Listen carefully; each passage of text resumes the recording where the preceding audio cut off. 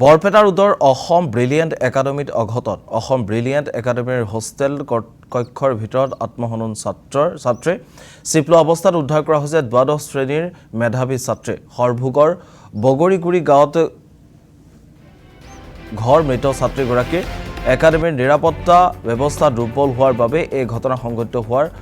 অভিযোগ একাংশৰ ইপিনে এয়া আত্মহত্যা নে হত্যা সেয়া এতিয়াও বৰ্তমানলৈ স্পষ্ট হোৱা নাই ঘটনাৰ সঠিক তদন্ত কৰাৰ দাবী জনাইছে সচেতন মহলে উল্লেখ্য যে হাইস্কুল শিক্ষান্ত পৰীক্ষাত সুখ্যাতিৰে উত্তীৰ্ণ হৈছিল ছাত্ৰীগৰাকী